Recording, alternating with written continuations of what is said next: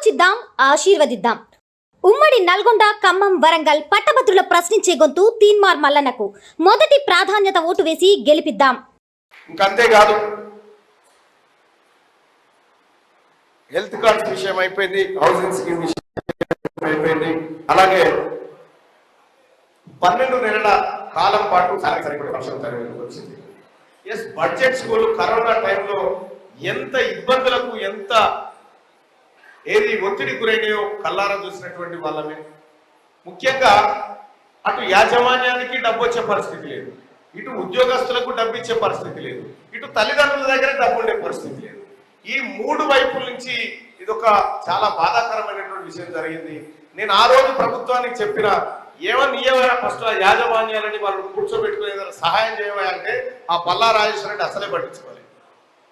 ఇప్పుడు చెప్తా ఉన్నాం, మీకు కావాల్సింది 1 నెల అదనపు సాలరీ అంతే. ఇది యాజమాన్యాలు అరేంజ్ చేస్తలేనప్పుడు ప్రభుత్వం చొరవ తీసుకొని కొంత కాంట్రిబ్యూట్ చేసేటువంటి పరిస్థితి రావాలి. ఆ దిశగా నా వంతు ప్రయత్నం చేసి ఆ 12వ నెల సాలరీని కూడా ఇప్పించేటువంటి ప్రయత్నం చేస్తా అని చెప్పి మీ అందరికీ తెలియజేస్తా ఉన్నాను.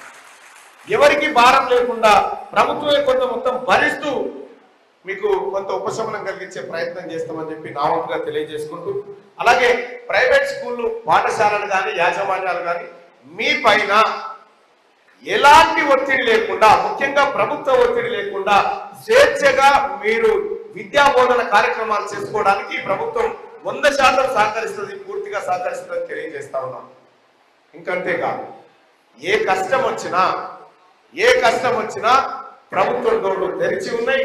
కాబట్టి విద్యాదానం అనేది ఒక వ్యాపార దృక్పథంతో జరిగేటువంటి కార్యక్రమం కాదు.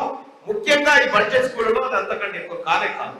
కానీ కార్పొరేట్ వ్యవస్థలో విద్యా దోపిడీ, విద్య పేరుతో జరిగేటువంటి దోపిడీ ఏదైతే ఉందో దాన్ని నియంత్రించి ఈ బడ్జెట్ పాఠశాలలను మరింత మెరుగుపరచాల్సినటువంటి అవసరం ఉంది సోదరులారా. ఆలోచిద్దాం, ఆశీర్వదిద్దాం. ఉమ్మడి నల్గొండ, ఖమ్మం, వరంగల్ పట్టభద్రుల ప్రశ్నించే గొంతు తీన్మార్ మల్లన్నకు మొదటి ప్రాధాన్యత ఓటు వేసి గెలిపిద్దాం.